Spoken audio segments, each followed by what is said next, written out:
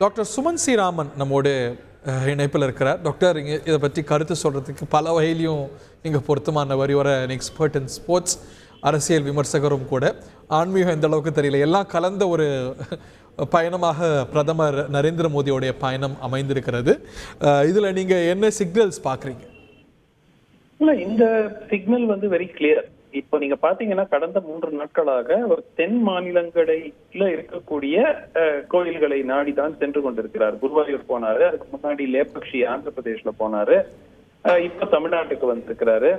So அவருடைய குறி என்பது தேர்தல் வைத்துக் கொண்டிருக்கிறதாகத்தான் நான் பார்க்கிறேன். ஏன்னாக்கா பாஜக பலவீனமா இருக்கக்கூடிய மாநிலங்கள்ல அவர் இந்த 11 நாள் போயிருக்காருன்னு பார்க்கலாமா? மகாராஷ்டிரால சேலஞ்சஸ் இருக்கு, அங்கேயும் போனார், ஆந்திரா போனார், கேரளா போனார், தமிழ்நாடு பார்க்கிறார்.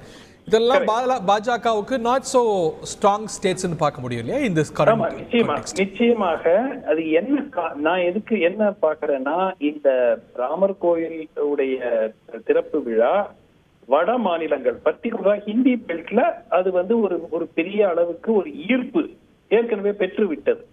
சோ அதனால எங்கு அந்த ஈர்ப்பு அந்த அளவுக்கு இல்லை என்று பிரதமர் கருதுகிறார்களோ அந்தந்த ஊர்ல அந்த அந்த எமோஷனை உருவாக்க வேண்டும் அப்படிங்கிற நோக்கத்துல கூட அவர் வந்திருக்கலாம். ஏன்னா இதெல்லாம் முன்னாடியே ஒரு 2 மாசம் முன்னாடி இதெல்லாம் ஷெட்யூல் ஆன ஈவெண்ட்ஸாக நான் பார்க்கவில்லை.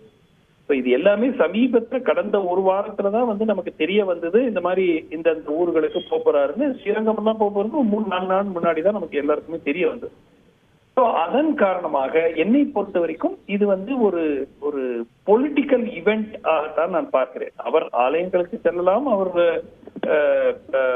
பல கோவில்களுக்கு போகலாம், அது வேற விஷயம். ஆனால் இந்த பேக்ரவுண்ட்ல அவர் என்ன கூறியிருக்கிறார்? அவர் ஒரு உபவாசத்தில் இருக்கிறார் இந்த 11 நாட்களுக்கு அப்படிங்கிற அடிப்படையில பார்க்கும்போது நிச்சயமா இது வெறும் ஒரு பியூர்லி ரிலிஜியஸ் விசிட் ஆக நான் பார்க்கவில்லை. அதில் நிச்சயமா அரசியலும் கலந்து இருக்கிறதா தான் நான் பார்க்கிறேன். இதுல நிறைய கோயின்சிடன்சஸ் இருக்குல்ல. இன்னும் சொல்ல போனா இது தமிழ்நாடு அரசின் சார்பாகவே கூட அவருக்கு அழைப்பு விடுக்கப்பட்டது. அவங்களுக்கும் இவங்களுக்கும் இருக்கக்கூடிய பொலிட்டிக்கல் ஈக்குவேஷன் உலக அறிந்தது.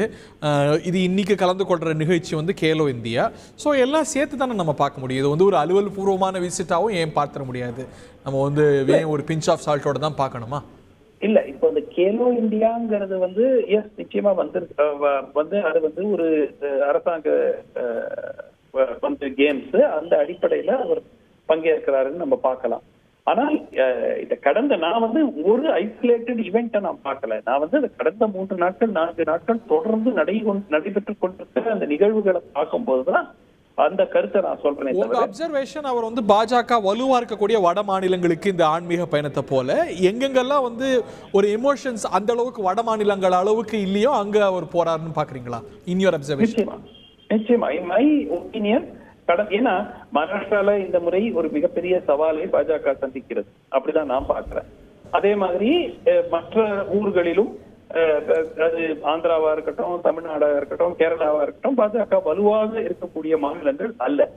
சோ இதே அவர் மத்திய பிரதேஷ்ல, ராஜஸ்தான்ல, உத்தரப்பிரதேசத்துல அங்கு எவ்வளவோ ஆலயங்கள் இருக்கின்றன. அந்த ஆலயங்களுக்கெல்லாம் செல்லாமல் அயோத்தியில் நடக்கக்கூடிய இந்த விழாவுக்கு முன்பு இந்த மாநிலங்களில் இருக்கக்கூடிய ஆலயங்களுக்கு வருகிறார் என்றால் அது வெறும் ஒரு ரிலிஜியஸ் ஈவெண்டாக நான் பார்க்கிறேன். அதுல எவ்வளவு பொருத்தம் இருக்குன்னு நீங்க பார்க்கலையா? இப்ப ஸ்ரீரங்கத்துக்கும் ராமாயணத்துக்குமான தொடர்பு, விபீஷணருடைய பங்களிப்பு, ராமேஸ்வரத்துக்கும் ராமாயணத்துக்குமான பங்களிப்பு, ஸோ அதெல்லாம் ஒரு நேச்சுரல் தொடர்பு இருக்குல்ல. ஸோ அது ஏன் நம்ம இயல்புக்கு மீறி ஒரு அரசியல் கண்ணோட்டத்தோடு தான் பார்க்கணுமா என்ன?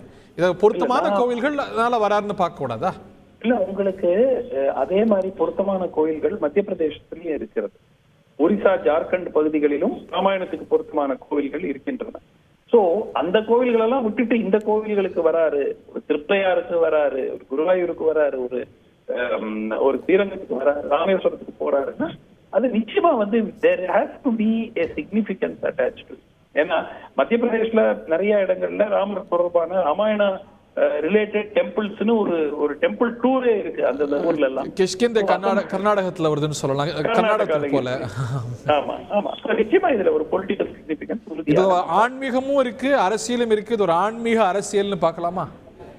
ஆன்மீகத்தை அரசியலில் கலப்பதில் பாஜக ஒரு மிகப்பெரிய வெற்றியை பெற்று விட்டதாக நான் பார்க்கிறேன்.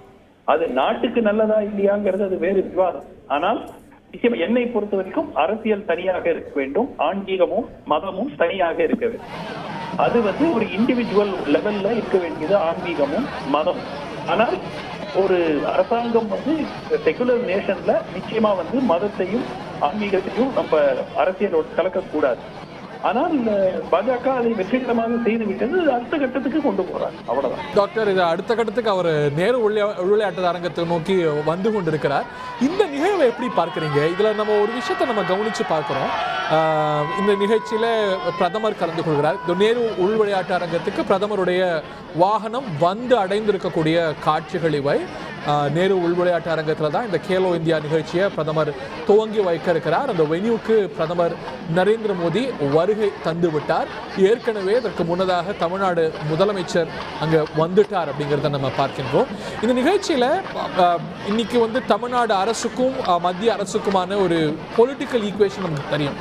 அந்த ஒரு பொலிட்டிக்கல் ஈக்குவேஷன் எல்லாம் தாண்டி ஒரு சிவில் ரிலேஷன்ஷிப்பை இந்த ரெண்டு அரசுகளும் பிரதமரும் சரி முதலமைச்சரையும் மெயின்டைன் பண்றாங்க. அவங்களோட பொலிட்டிக்கல் டிஃபரன்சஸை தாண்டி when it comes to government events அவங்க மெயின்டைன் பண்றாங்கங்கிறத ஒரு ரெண்டு தரப்புலையுமே ஆரோக்கியமானதாக பார்க்கணுமா? நான் தொடர்ந்து கூறிக்கொண்டிருக்கிறது மிகவும் சுமூகமான உறவு தான் இருக்கிறது. நீங்க ஏன் அது சுமூகமான உறவு இல்லாத மாதிரி நீங்க ஒரு ஸ்டேட்மெண்ட் கொடுக்கறதா எனக்கு வினோதமாக இருக்கிறது. மிகவும் சுமூகமான உறவு. அப்பப்போ பொலிட்டிக்கலாக இங்கு சில கிரிட்டிசிசம் வரும், அந்த பக்கத்துல இருந்து சில கிரிட்டிசிசம் வரும். ஆனால் நீங்க இது வரைக்கும் பாத்தீங்கன்னா பாஜக தலைமை கடுமையாக தமிழ்நாடு அரசையோ இல்ல திமுக தலைவர்களையோ தலைமையோ விமர்சனம் செய்து ஒரு 4 ஸ்டேட்மெண்ட் கடந்த ஒரு 2 மாசத்துல சொல்லுங்களேன் பார்க்கலாம். எக்ஸப்ட் நிர்மலா சீதாராமன் அவர்கள் தமிழ்நாட்டை சேர்ந்தவர், அவருக்கும் ஒரு அரசியல் ஸ்டேக் இருக்கக்கூடிய அப்படிங்கறத தவிர அவங்க பிஜேபி ஹைகமாண்டா நான் பார்க்கிறேன். விமர்சனமா மட்டும் பார்க்கணும். அவங்க ஒரு சென்ட்ரல் ஸ்டேட் ரிலேஷன்ஷிப் அந்த அளவுல இருக்கிறது நம்ம வரவேற்கத்தக்கதா தானே பார்க்கணும். இல்ல அது வரவேற்கத்தக்கதாங்க. நான் என்ன சொல்றேன்னா இப்போ இங்கிருந்து ஒரு கடுமையான விமர்சனம், மத்திய அரசு வஞ்சிக்கிறது, தமிழ்நாட்டை கொடுக்க வேண்டிய நிதியை கொடுக்கல, சைக்ளோனுக்கு மிக்ஜாம் புயலுக்கு பிறகு நம்ம கேட்ட நிவாரணம் தொகையை வழங்கல எல்லாம் கூற போது அங்கிருந்து தலைமை பாஜக தலைமையை தான் கடுமையான விமர்சனம் வரவில்லை. தமிழ்நாடு அரசு விமர்சிக்குது, பாஜக கவுண்டர் ரியாக்ட் பண்ண மாட்டேங்குது. பாஜக மாநிலத்துல பேசுறாங்க ஹரி, பட் தலைமை கடுமையான விமர்சனங்கள் வைப்பது இல்லை. அதுக்கு நிச்சயமா you have to give some significance to it. செய்திகளை உடனுக்குடன் தெரிந்து கொள்ள உடனே சப்ஸ்கிரைப் பண்ணுங்க.